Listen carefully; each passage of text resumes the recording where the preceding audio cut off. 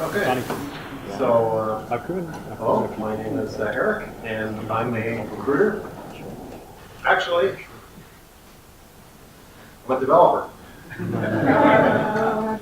Most developers don't wear glasses. But yes, I am both. Am I confused? Well, we'll find out. So hopefully I get through everything, and we're running all these timelines with the flow through things. So, okay, so a little bit about me. I began in the 90s, mid-90s, late 90s, making websites.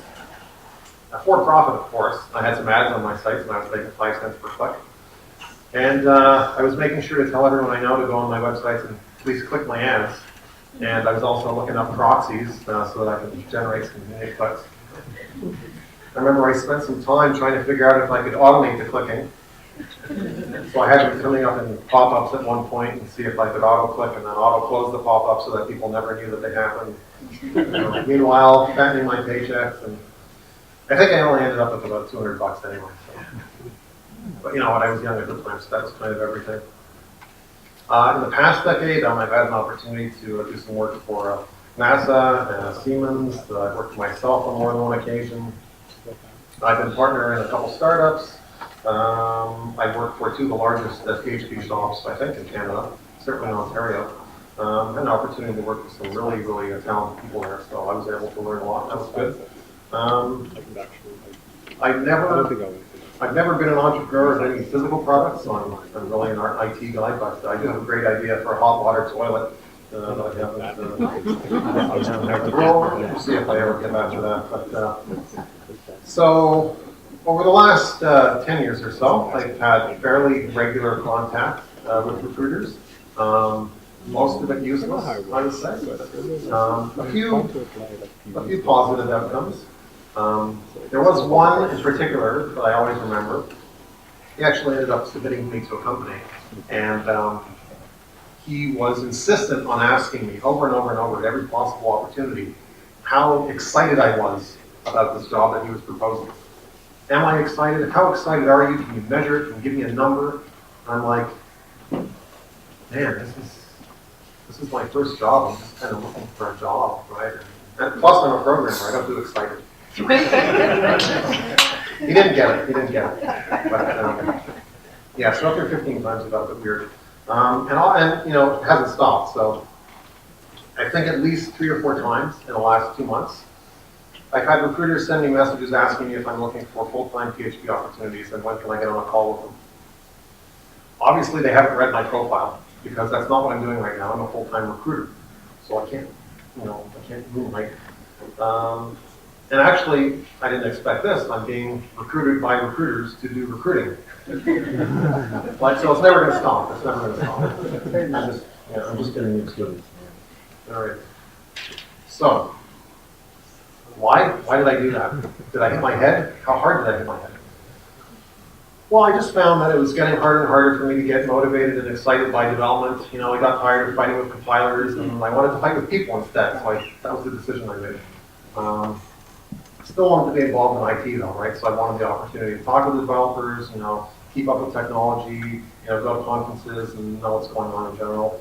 And I thought, well, you know, recruiting is technically IT, and most recruiters are lousy, and you know, I thought they were glorified telemarketers, and I should be able to do better. I'm a developer after all, so it's kind of like vampire hunting, right? It's like, you know, who better to hunt vampires than a vampire? So I'm a developer, so that made a lot of sense to me anyway. So I began researching the position in Q3 of last year, and I did a lot of reading, and I did a lot of watching videos, and you know, I asked recruiters I knew over here in person a lot of questions, and I officially started work last April, and then very recently, in fact I only updated my LinkedIn today, I started my own agency, quote unquote. DevTO, DevTO.ca. This is what I do. We're in the matrix. You know, I don't know what that is. I'll get someone professional to make me a proper voice. So, is this what you think recruiting is? Is that what we do? Or is that more like it? That's more like it, actually. It's a little more like it. It's kind of like that's a giant call center, but I mean, the point is that it's a lot of getting on the phone, making calls, hanging up the phone, being frustrated, or making notes, and basically competing with your colleagues, assuming you have any. So how about some things that you might not know about recruiting? Recruiters are often under very intense pressure to communicate with you, to get feedback from you, to get commitments from you. Recruiting is a very, very KPI-driven business, and they're measured at a fairly granular level. How many messages have you sent out? How many voicemails have you left? How many two-way dialogues have you established? How many calls have you completed? How many resumes have you received? How many candidates have you met? How many are you scheduled to meet? How many references have you checked? How many interviews have you arranged with employers? How many people have you gotten hired? Have you met your production targets this month, this quarter? If you fail to meet one or more of these criteria, you could fail to be promoted, you might be demoted, or you might be fired. It's a very cutthroat kind of industry. So the next time a recruiter asks to see your resume, or asks if they can get on a phone call with you, even though they may include a lot of very relaxing smiley faces in their message, they probably want to speak with you quite urgently.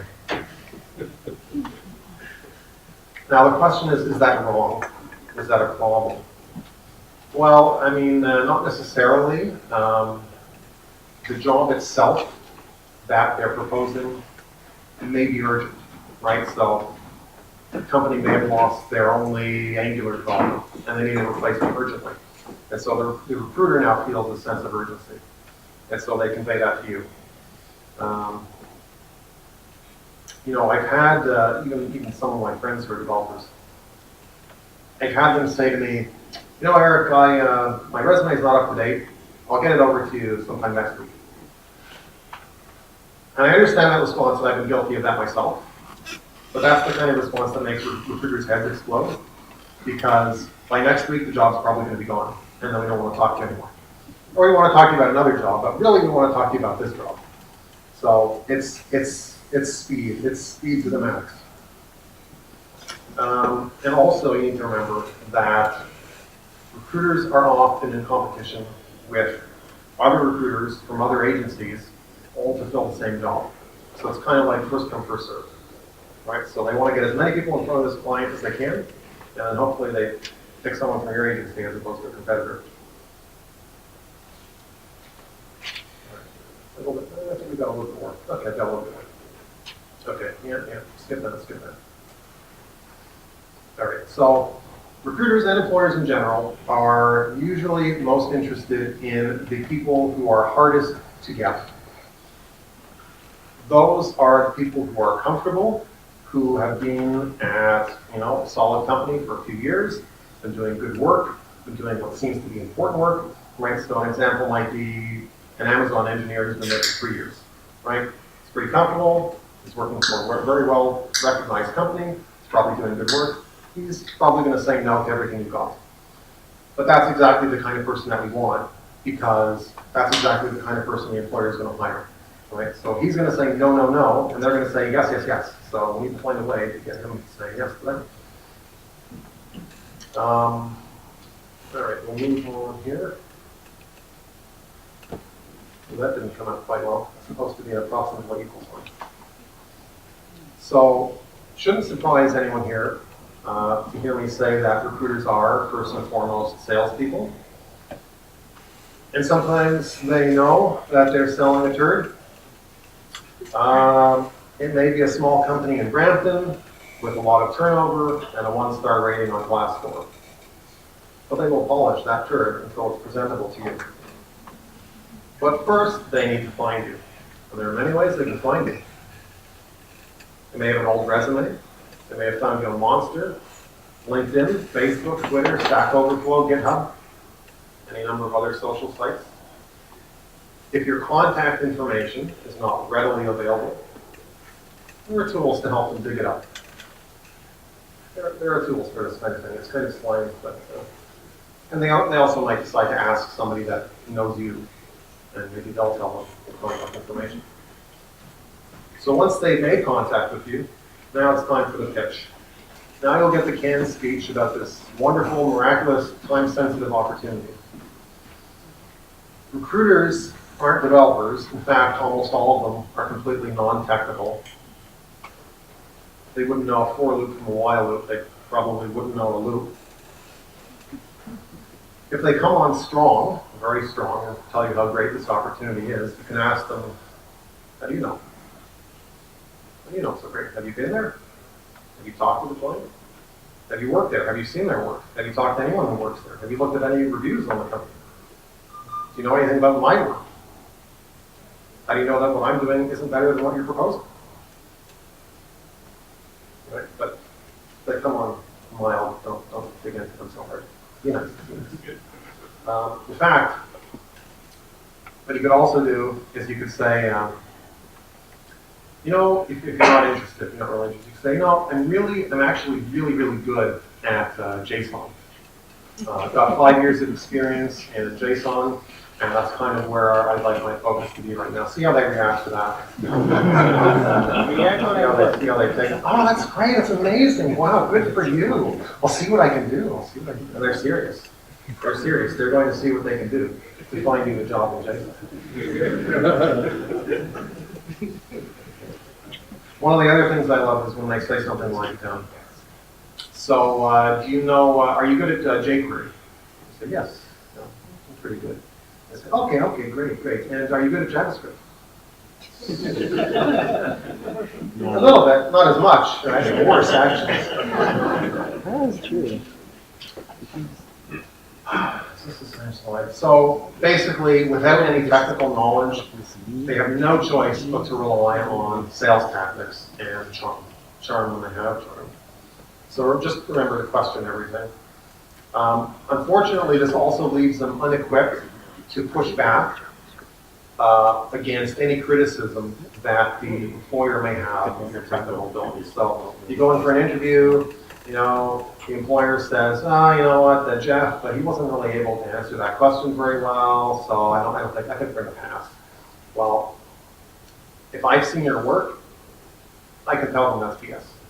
I can say, you're looking for excuses, you're going to have to find another. Most recruiters can't do that, they'll have to take their word to the client. Say, okay, well, I guess you must be right, what do I know? I don't know anything about his work. I can't understand his code, you must be right. Not with me, you don't, not with me. So generally my approach is to assume that I want the job. So when I meet a client, I ask them everything I would ask them as a developer, right? If it's a development job, there are all kinds of other jobs, could be DBA, could be QA, but the premise is the same. I ask them questions that I want to know, right? And this is also important because I want to know if this is a company I want to work with, right? If it's not a company I want to work with, I won't work with them. But if it sounds good to me, then at least I can sort of convey my assessment to you, right? I would still suggest meeting with them yourself, right? Don't take my word for it, but I'll do as much digging as I can. I also want to know more about where you're coming from, your current employer, if I don't already. And of course, I'd like to see your work as much as I can. Culture fit is also important. Positive reinforcement. So that's another technique in the sales category. That basically involves emphasizing all the positives about the opportunity while omitting any of the negatives. And that can also extend to after you've interviewed, right? So if you come back from the interview, the recruiter might ask, so what did you like about the company? Right? What did you think went well in the interview? I'm not asking you anything about what went not well. Did you have any concerns? Just focus on all the positives. So then you might say, oh, well, I really liked their office space, and I saw some of the whiteboard doodles, and it looks like they're working on some really cool stuff, right? And then the recruiter is going to say, yeah, you know what, you're right. That's absolutely right. I got the same feeling. Yeah, you're right. You need to take this job. So, anyway, I'm not really sure how often that actually works, but that's definitely a strategy.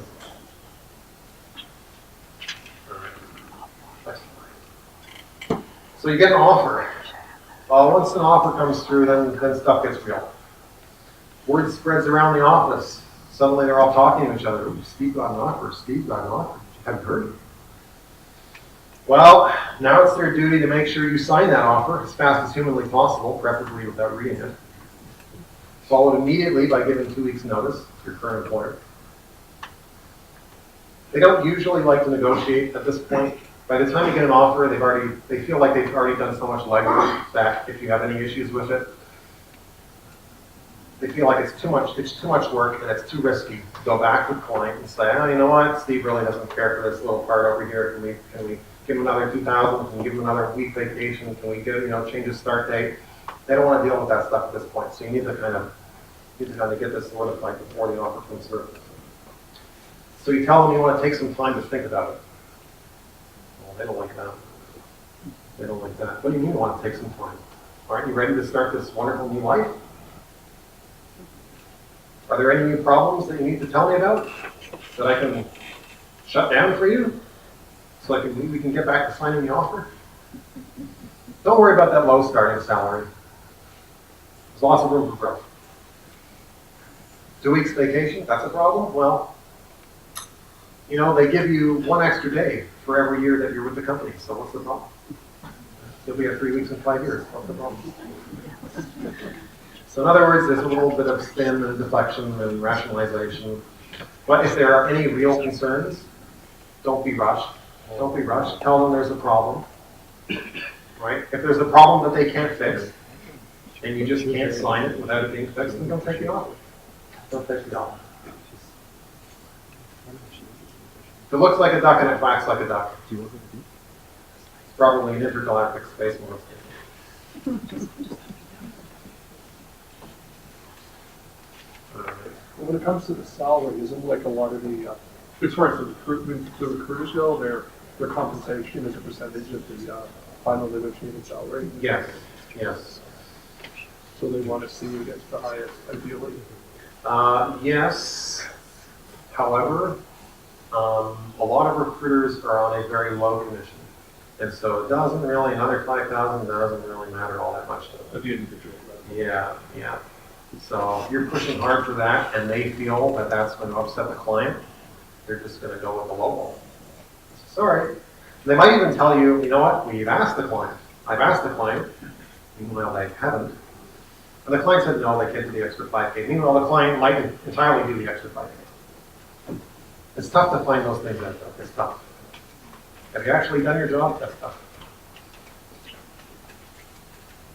Juggling. I think I wanted to say one more point about this juggling thing. This is something that we've seen a lot. A lot of recruiters see this. So if you get an offer and you don't accept it immediately, and you're kind of hum-hawing about it, and you're like, oh, no, I want to talk to the wife, I want to talk to the kids, I don't have kids, but I want to talk to them anyway. I'm going to give it 24 hours or something, I'm not sure. Maybe I do like my current job, maybe my boss isn't such a dick after all. Usually, what has happened is they have another offer that they're also considering. They've got 2 offers, and think, well, which ones do I like better, which one should I go with?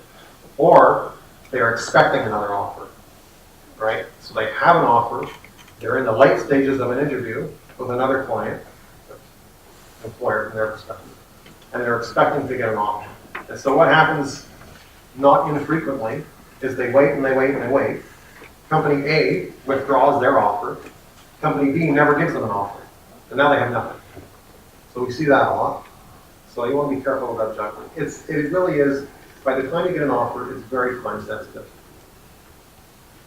Usually 24 hours is about the maximum, maybe 48. All right, there are some positives, right? So most of the time, you should come away with a pretty decent offer by working with a recruiter, especially if you clarify a lot of your requirements before the offer comes through, so that you make sure they communicate all your requirements to the client. And recruiters will usually support you, certainly for the first 3 months anyway, and they tend to disappear. But if any problems come up, they want to make sure that you stay with the company, because you need to stay there 3 months in order for them to get paid. Yeah, that's the reason. So they will be with you for 3 months, and then gone. So you'll never hear from them again. They're free, right? So you don't pay anything. Totally free. The employer pays. You don't pay anything. Some are actually interested in your success. I've met a couple. I've met a lot more than a couple of recruiters, and a couple of them stand out as those types of people. friends, they may be able to help you in the future. They're telling you about jobs that you may not have heard of on your own. So, and if you're new to the industry, then you probably have something to gain by learning about how the hiring process works.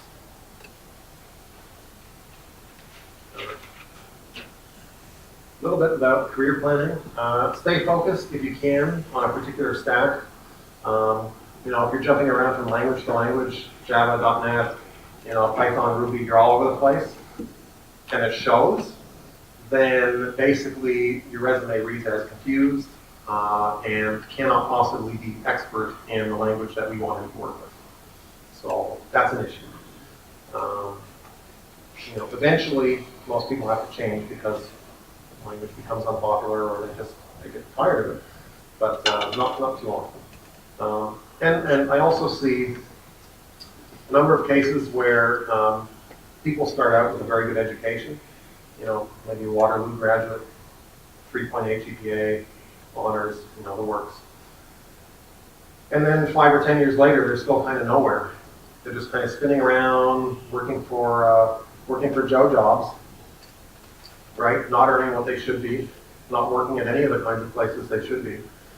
Certainly smart enough to be working at, you know, the big name shops, but they don't, and it gets difficult at that point. So basically, be very, very picky in terms of where you choose to work. But at the same time, especially early in your career, don't be too picky. Because even though Mom's Muffins might allow you to work from home, you know, if you have an offer from Amazon, well, that's going to pay dividends for you. You know, if you spend 1 year at Amazon, it's so much better than doing 5 years at Mom's Muffins. Right? Then you can be picky. Having that on your resume allows you to be picky later. And by the way, if you really need a foosball table, is that really important?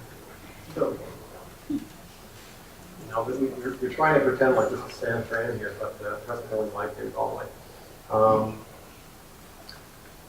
Seniority. So generally, I will avoid people who have been working at the same company for 6 or more years because they've been there for 6 or more years and no one has been able to pull them away, right? And they're probably getting bombarded by recruiters and no one has been successful yet. And why is that?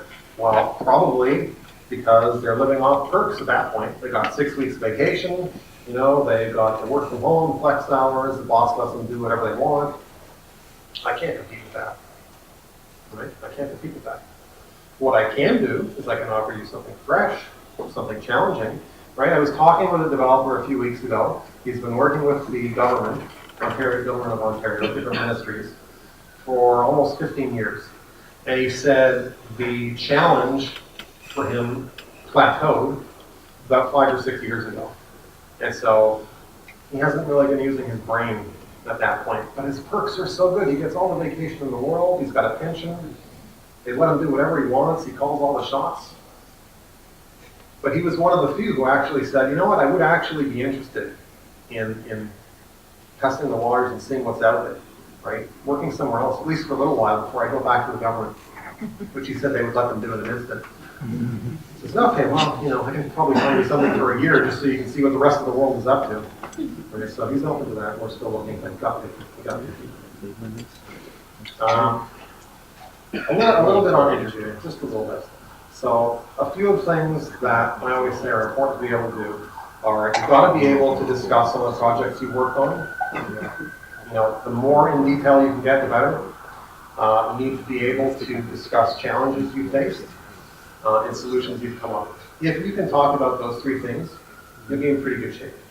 Right? You're going to ask, and you can look up, you can Google all the other types of questions that you ask in interviews. There are millions of them, but if you can talk about those 3 things, then you're going to be pretty well on it.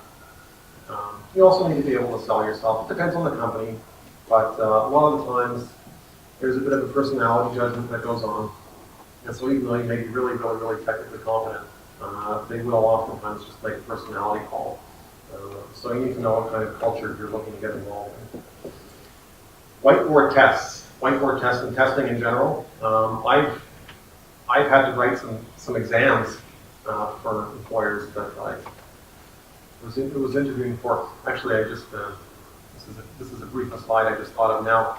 So one of my last jobs, when I got hired after writing this 20-page test, I was talking with the president, and he said, you know, there's a question on the exam we give, and I think it's basically, yeah, it's a recursive algorithm, and it's bad, and they want you to fix it.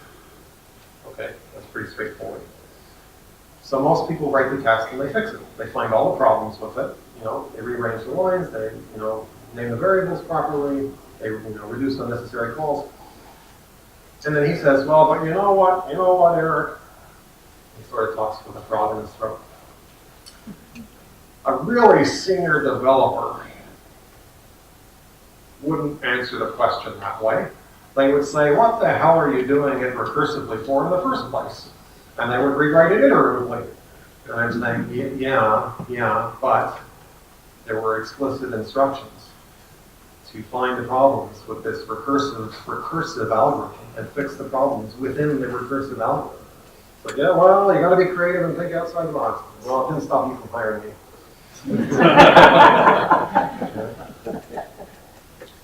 So, yeah. Anyway, the whiteboard testing, it's pretty popular. It's a pretty popular thing.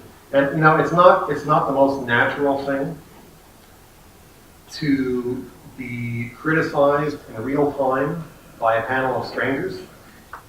And so, you know, there are cases of really talented developers, senior developers, 10+ years experience, not doing well in whiteboard tests just because it's so bizarre a situation, right? And just, you know, nerves basically. Well, you don't think that way. You're used to having more time. Not much we can do about that, though, unfortunately. Brain teasers. I don't know if any of you have ever been asked a brain teaser in an interview. Silly IQ testing question. One of the more famous ones from Google was how many golf balls can you fit in a school bus? So Google doesn't do that anymore. They phased that out. They discovered that it's meaningless. It's not a predictor of anything. So they stopped doing it. So if you're ever asked a question like that, give them an answer, but then tell them, by the way, it's meaningless. Unless it's good. Unless you like my answer, then that's it. All right. A little bit on the market today. So these days, you're kind of expected to know a little bit of everything, and sometimes a lot of everything. You need to know all the stacks. And the tool chains are very long. You know, you got your Git and your Grunt and your Gulp and your Jenkins. 5 minutes, good to go. Docker, Bower, Blob, Bling, Blab, you know, so plus all the tools you use for editing and testing and documenting and whatever. So as long as those chains are, you're probably going to be a distant memory in a few years anyway. So things are really going fast and hot here. JavaScript is very hot these days. Probably not surprising. Most of you have made a big comeback since the 90s. I don't think Netscape probably saw that coming. Mobile development's in demand. Python, Ruby, C#, Rust, and Go are increasing in popularity. We haven't seen a lot of demand around here for those yet. I'm sure it's coming. These days, front-end developers are generally earning about as well as back-end and full-stack developers. That did not used to be the case. They used to kind of be the butt of all jokes. You know, it was always the back-end guys who got all the glory, and you know, GUI. You know, this is what a back-end guy would come up with for GUI, right? Like it's an afterthought. Oh, I just need a few buttons here and there. You're good to go. What do you need a front-end guy for? But now you've got all these robust frameworks for CSS, for JavaScript. You've got HTML5. So it's front-end development is a real job. It's actually a real thing, right? And it gets paid a real salary. Yeah. This is why we love Windows. That's right. That's right. Well, I used to do that. I used to do that stuff. It was great. Didn't have to think twice about it. You leave the user to deal with all the buttons. That's not your problem. Exactly. Well, we're missing a point here, and I can't remember what that was because it's covered up. In any case, the lightning round. Okay, we're just about done here. These are just some quick questions that I've been asked or have been asked in general. I'm just going to just rip them right off here. Will recruiters find me a job? Usually not, no. It's usually whatever they have on the shelf is what they're selling. In some cases, if they're very motivated or if you're an excellent candidate, they will go out hunting for you to see if they can find you something. some things that they don't have. So if you've said no to everything that they do have, they may try and go find you something that they don't have, but usually the answer is no. Will I steal your LinkedIn contacts? Is that why I'm trying to connect with you? I'm just going to take them all and I print them out and put them in a vault, or I don't know what do you think I do with them? No, probably not. I don't care. I couldn't really care less. You know, if I connect with 10 or 20 developers this week and each of you has, 500 connections, I can't go through that. It's not possible. That's not usually the motivation. It's a big concern, but it's usually not the motivation. What fees do employers pay? Usually anywhere between 15 and 25% of their salary. Right? Like $100,000, well, do the percentage. Right? Now, it gets split all the way down the chain, right? So, the president of the company gets the cut, and then the people under him, the managers get a cut, and the recruiters get a cut. So by the time you get your pay, it's $20. Do I need to fix my resume? Yes, if it's terrible, if it's out of date. If you're applying on your own without a recruiter, then at least make it neat, right? Make it readable because they have nothing else to go on besides your resume. Otherwise, it's not a big deal, right? If I submit your resume, the employer generally takes my word for it and they say, well, Eric submitted this guy's resume, he must be good. He must be good, so we're just going to kind of look for keywords, and that's about it at that point. So I clean it up a little bit if I need to, but otherwise it doesn't hurt if you go through a recruiter. Is recruiting easy? No, and I probably just made it a lot harder.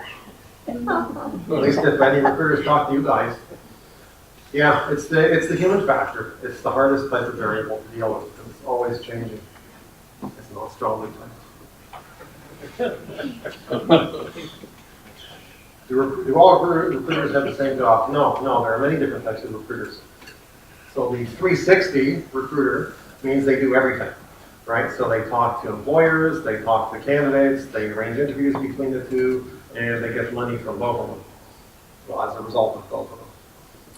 Most recruiters only source candidates, so they'll find you, they'll talk to you, but they don't actually have any communication with the employer that they're proposing that you go to. That's exactly the point. So that could be an issue, right? They may give the impression that they're conveying your concerns and your information to the employer, but they're not actually talking to them.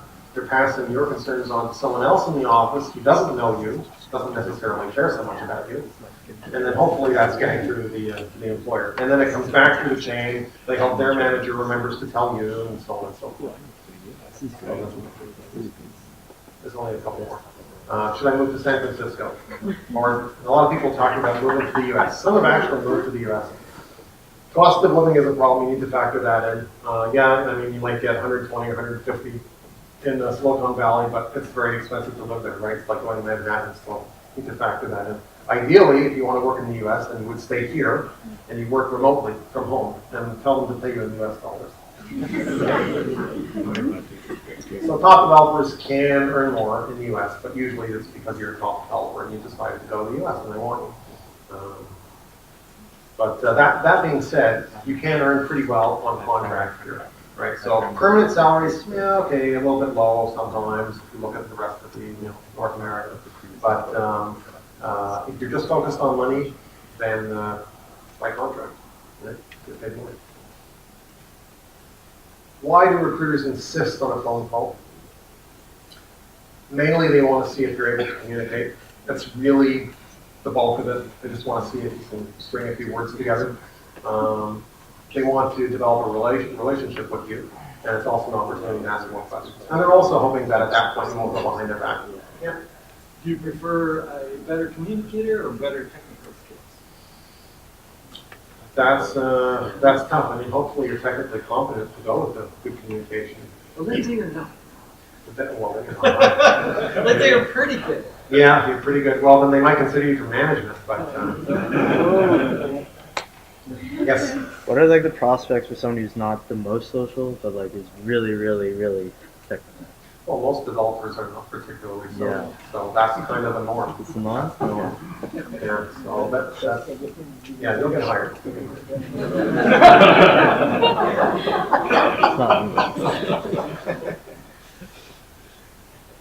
It's not. That's okay. Well, the important thing is that I can see it. I'll someone touch it. How many placements does the average recruiter make? 1 is okay, 2 is good, 2 you're doing pretty good. More than 3, you're the king on campus. Can I make more going it alone? Well, maybe, if you know about the job opening, right? If you don't know about the job opening, probably, unless the recruiter has told you. If you're a good negotiator and you're very confident in your ability to sell yourself, then it's possible. It's possible you can make more alone. Generally, though, you'll fare better with a good recruiter, especially on a permanent salary. So you may get cut down a little bit on contract going with recruiters because they have to take a bite out of that too, which means they take a bite out of your hourly salary. But in general, the more you make, the more you make. Should I reveal what I'm earning now? A lot of people don't want to. A lot of people do, but some don't want to. If you're comfortable, yes. I generally don't ask. At this point, I decided I'm not going to ask what you're making. I ask, what do you want? What do you want? And then I see if that makes sense to me. Right? If you ask for 100,000, and I look at your resume and say, here, it's worth 100,000. Then that's what I put you in for. Right? If you say, so if you're worth 100,000, but you tell me I'm making 60, then there are some recruiters who will say, well, then obviously it's not appropriate to bump you up to 100. Obviously, it's appropriate to bump you up to 65 or 70. But I don't look at it that way. I look at what you should be making at this point. Right? So I will send you a $40,000 raise. Okay, you can look at it that way, but it's what you're worth. Right? If you're worth 100, we'll get you 100. And a good recruiter should be able to do exactly that. Right? So if you got 15 years of experience and you're only earning 60K, that's first of all, that's a problem. But your next move should not be 70. Should I ever take a counter offer? I think this is the last slide. Maybe, if it beats the offer that we got you, and if you're motivated strictly by money, but your boss is going to get the impression that you're only sticking around for money and you really don't care about his company, right? Someone comes along and offers you more money, you'll be going, right? You might also be giving him the impression that unless he continues to offer you more and more and more money every year, you're going to leave. So that kind of scenario doesn't usually last too long. Thank you. Yeah, I don't know. Maybe I can go on. I'm going to watch my own video afterwards to see what I did. But maybe I'll learn something. Yeah, feel free to get in touch with me anyway if you have any questions. Right? Even if you're not looking for work, if someone's giving you an offer, you can run it by me if you want to, see if I know anything about the company. I can tell you if it's appropriate. You can ask me what should I be making. Any of that kind of stuff. I'm happy to do. I think that's it. Thank you. Since I asked a lot of my own questions, I don't know if we have time for questions. Yes, we did. Do we have some time? Right. I'm assuming you're 360, right? Yes. Do you find it very different dealing with talent acquisition versus engineering managers and talk a little bit about that? What was the Hiring managers, engineers versus someone in a recruiting capacity? I don't know. You mean if I'm talking to someone who's doing recruitment at a company as opposed to talking directly to someone who's doing a hire? Yeah. Yeah, I really only want to talk to someone technical on their side because frankly, we can cut through a lot of bullshit, right? If I talk to someone technical. If I have to go through HR, just give me a shotgun. I'm done. Right? I don't want to deal with it. So yes, if at all possible.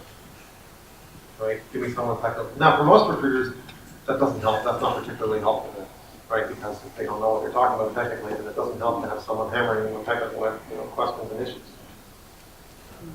That's what I like. Anyone else? How do you find your life being developer and being a recruiter? You are still in the field. Yeah, well, I'm building a very, very slim CRM for myself to use for recruiting, only for internal use. But you know what? I can never get away from it. I can never get away from development. You know, even when I joined a startup, I thought I'm going to be a partner and I'm going to help, drum up sales and I'll go door knocking. No, Eric, you've got to be the head developer, and you've got to be the only developer. Great. No, it's comes to So what's the biggest pain point from your perspective as a recruiter? As a recruiter, Yeah.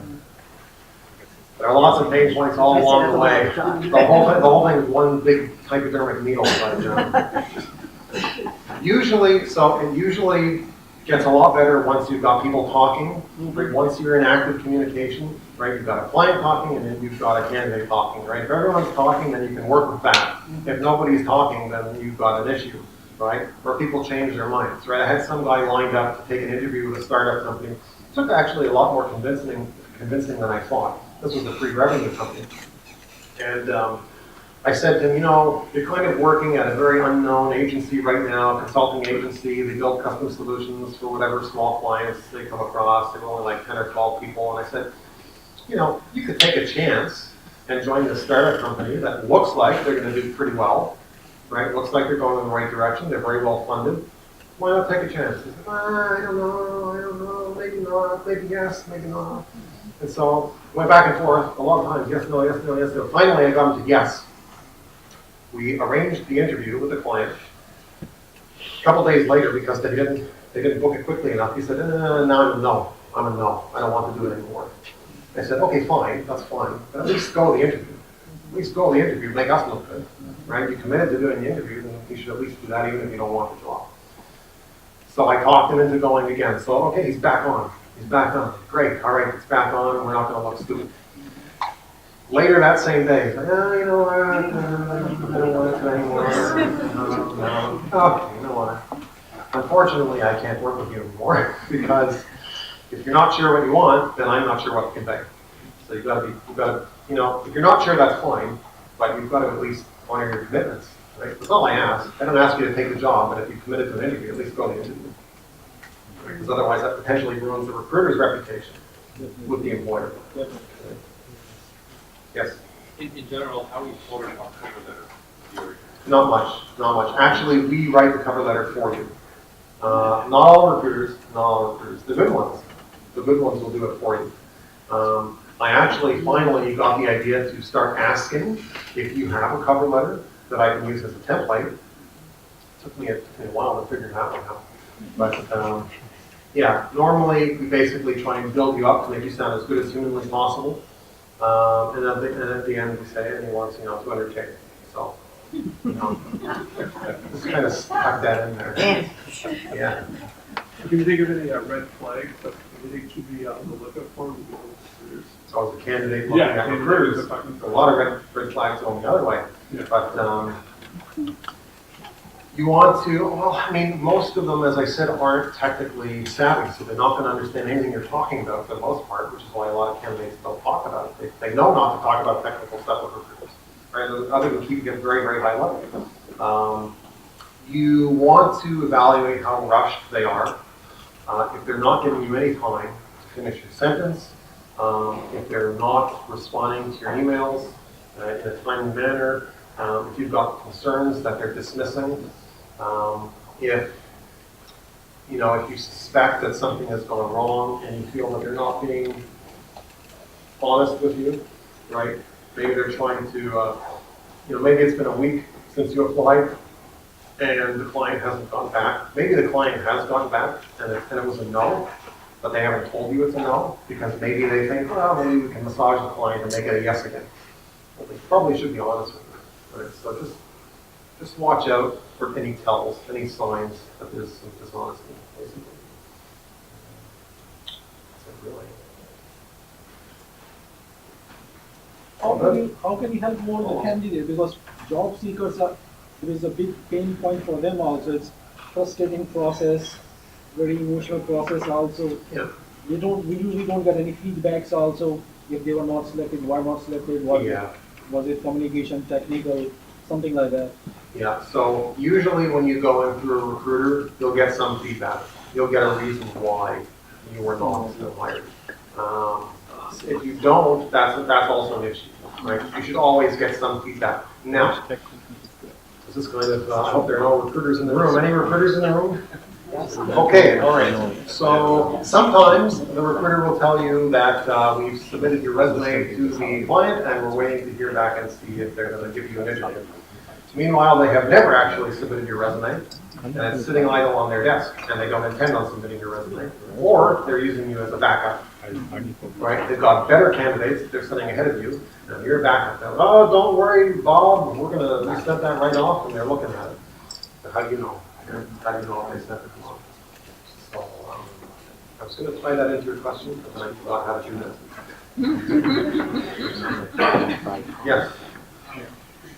You mentioned that like sometimes recruiters will be hesitant to go back with like a Yeah, counter request. yeah. But like I've heard, obviously you know better, like that companies don't really take that sort of thing like too personally. So have you actually like experienced like that being a deal breaker that they had the goal to come back? Well, so one of the common scenarios as to why that happens, as to why they don't try and negotiate for more, is because they have a familiarity with this client and they know they don't respond well to that kind of thing. Or when they know that the client, when they send out an offer and it's, 80,000, they know that's it. They know the client is very firm on that. And so if you say, well, I really need it to be 85 to be comfortable, they may tell you they're looking into it, but they already know we're not dealing with that client, right? They're firm in all their offers, no negotiation. So it's just one reason. Something more recently have the Bay Area, let's say. Yeah. How does diversity factor into Diversity. So we recruit based on what employers are looking for. Employers are very, very, very English focused. You've got to be a really, really strong communicator most of the time. If you're new to the country, it depends which country you came from. If you came from the UK, you won't have any trouble finding work here, right? If you came from, sub-Saharan Africa, you may have a little more trouble. Then in that case, they like to drop this 2-year Canadian work requirement on you. Oh, well, you don't have enough Canadian experience yet, so that's why you can't do it. Meanwhile, if you came from the UK, it'd be instant hire, right? So obviously, there's more men than women. I found that in school. Culturally, it's a pretty healthy mix, but there's definitely a lot of emphasis on strong communication. Sometimes candidates like to contact the employer to follow up on their application. Do you recommend doing that, or are you against that? Usually, the rule is you don't communicate with the client directly while you're working through us with that client. Really, the only exception, you can do it anyway, right? We can't stop you, but usually the only exception is if you want to send a thank you note, right? Then it's okay. And you can sometimes slip a few other things in there. Thanks for the interview. By the way, am I hired? By the way, did you even get my resume? Right. So you typically disclose the name of the client? Yes, but no recruiter ever does that. No recruiter ever does that early on, right? Because, if I never met you and I send you a message on LinkedIn, I say, Google's hiring for exactly your position. Well, are you going to go through me, or are you just going to go directly and apply to Google, right? Probably going to go apply. At the very least, you're going to go check it out on your own and see if it makes sense for you to apply on your own. You're gonna Google it. Yeah, you're darn right they will. Right? They'll forget all about you. So usually the point of having the phone call and going through the whole process and talking in different, sometimes they'll ask you to meet, and I like meeting people. Not every recruiter meets people in person. Sometimes it's entirely remote. There are actually recruiters working out of Montreal trying to recruit in Toronto. And so the point is to sort of build up some trust, right? Build a relationship so that you won't go around them and apply directly. But even if you do, some recruiters will try and sabotage you anyways. Maybe on your chances. It's tricky. There's a lot going on. There's a lot going on in this business. Yes, sir. You in the back. We all know that companies say that we have a recruiter, say HR or whatever, they may look at a candidate and one of the first things they do is they scan the web to see what they find. Specifically, say, in the area of like social media, and so on and so forth. Do you do any of that yourself? That you take on a candidate just before you send it off? Oh, you mean to see kind of like what their web presence is and what they've been up to and if they said any like hateful things and that kind of stuff. No, usually not. The only reason that we go to social media in the first place is to find you, right? If we found something that you said in that process, then we have it.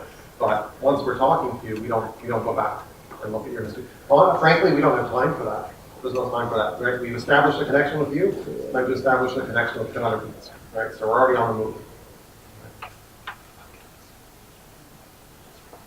Is there another presenter or am I the one? No, that's it. Oh, okay. I thought I was holding someone else. Any other questions? You said that those had a terrible resume, but how is a terrible resume? How is it terrible? I should have put up some examples, good versus bad. But, yeah, I mean, you want to keep it short without excluding any important things. Generally things go in a certain order, right? So, I mean, you've got your objectives and you've got some of your top skills, soft skills, all right? Sometimes you may have sort of a listing of your technical skills, and then you've got your different, career experiences, and you may have some projects, and then you may have your education. Education is always at the bottom. I had someone who put their education at the top, and I said, that's not natural, right? Because everyone immediately, if they want to know your education, they go to the bottom, right? So they're just going to miss it. But it's good formatting accounts for a lot. Even if the language is terrible, and you ran it through Google Translate from, Korean, and it doesn't come through at all, at least format it nicely, because that really helps. If somebody didn't graduate from university or college, but they took maybe like an 8-month course, can they still go through your Oh yeah. In fact, that's happening a lot. Like, the amount of time I've spent going through LinkedIn since becoming a recruiter, I found a lot of self-taught people. All these boot camps, there's so many of them now. And they vary in duration and they vary in cost. Some of them are free, some of them are 3 months. But, people from all sorts of other professions are going over to IT. and they're getting the 60K, 80K jobs? Eventually they will. There is still preference given to, computer science graduates, computer engineering graduates, Waterloo versus Ryerson. They may end up with another 5 or 10K, right, over time. But there's no reason you can't. The toughest thing is starting out, right? It's getting the first job, first couple jobs, right? Once you've had a couple jobs, it gets easier and easier and easier. Right? Do you see any value addition from a job seeker who is undergrad, then he does graduation? Is there any?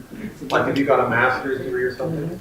No, it doesn't usually make much difference at that point, unfortunately. If you're looking to work in, like real engineering, like you're looking to go to MIT and do some work, you're looking to join NASA, or you're looking to, do biomedical stuff, then the master's might help. It certainly might help get you hired.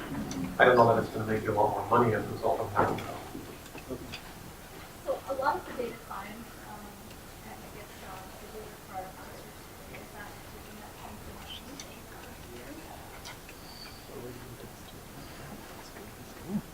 If they require it now, they're probably going to continue to require it, at least for a while. At least until it can be proved that you don't need that.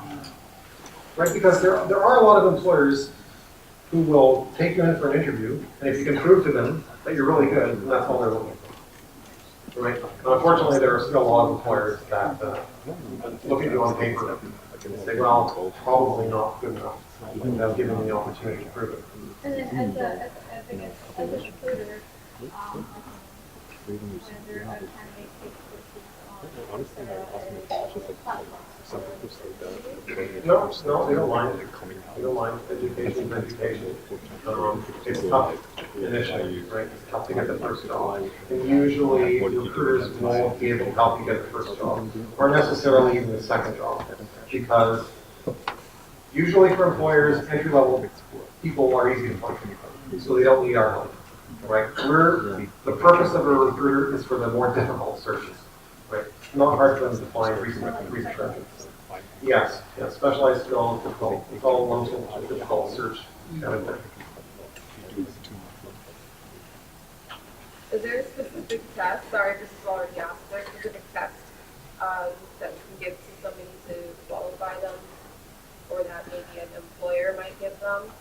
Employers routinely give tests. Sometimes they're whiteboard, sometimes they're written, sometimes they do pair coding, sometimes they'll give you a homework assignment. You know, we've had people get homework assignments that were long, that were particularly long, and they just didn't want to do them because they're too long. And I said, yeah, you know what, I kind of agree. Like, if it takes you 2 days to do this, you should be doing them. Right? I mean, like for all you know, they're giving you their actual work to do. Right? So they got to be short. If they're going to test you, they got to be realistic about it. So, and we'll fight them on that for you too. So how do you really validate a candidate from your technical skill points? What's your process of validating? What do I do differently? Well, I actually, so recruiters will often ask if you have a GitHub, but all they want to do is forward that on to the employer. Right? I actually want to see it. I want to see it. So, you know, I was having my colleagues when I was working at an agency, I was having them send me other people's GitHubs, right, or samples that they would get, and I'd look at them and I said, yeah, he's a senior developer. Yeah, I think so. Yeah, he's worth 110. I think.